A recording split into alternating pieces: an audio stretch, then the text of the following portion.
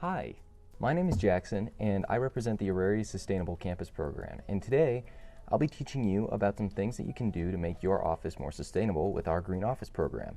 Sustainability is important, and that doesn't just apply to our personal lives. We spend a good chunk of time in the office too, so it's important to keep in mind how our behavior impacts the planet in that context as well. Hopefully, what this video will do is teach you some ways to make your office more sustainable.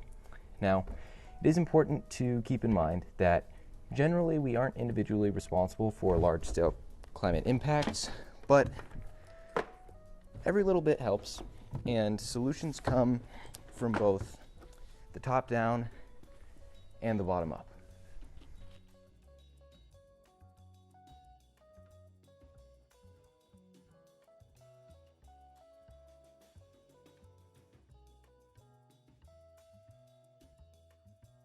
When it comes to sustainability, one of the best things you can do individually is embrace public transport.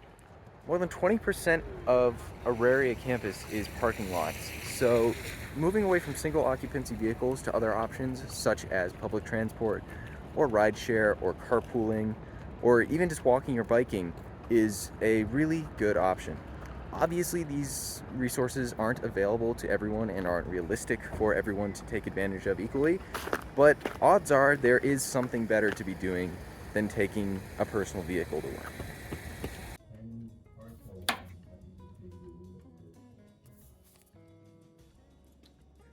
Whether we're aware of it or not, electricity is constantly around us. It powers most of the luxuries we enjoy in our everyday lives, and while Denver intends to get 100% of their electricity from renewables by 2030, by 2020 only about a third actually come from renewable sources.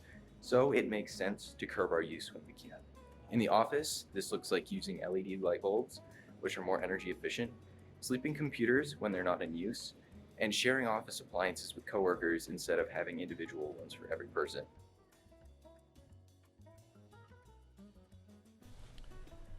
Depending on where you work, water may not be a big part of your office life, but general water conservation practices are good to keep in mind.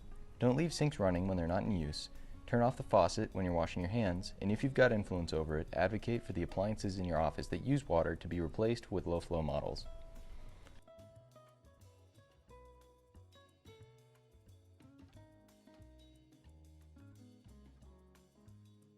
All right, good meeting everyone. See you all next week.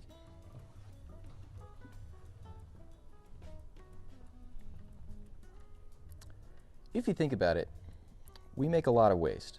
Thankfully, much of the waste we produce is either recyclable or compostable, and through proper education, we can drastically reduce the amount of waste that goes to landfills. However, sorting waste is surprisingly complicated, so make sure to pay attention to local regulations as to what can and can't be recycled. In the office, it's important that bins for all three waste streams are available for employees to use, but before you head for your company tri-stream, make sure to think about if that product or item could be reused before throwing it out. Obviously, some things are useless, but that piece of scratch paper could be used to take notes in your next meeting.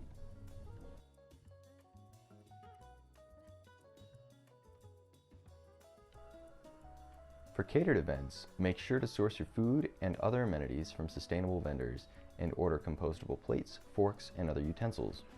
Another alternative would be to have an office dish set or to have people bring their own dishes, which makes sense during potluck type events. Also keep in mind that the ASCP provides composting for any event with food for free, so make sure to contact us whenever you're hosting a catered event.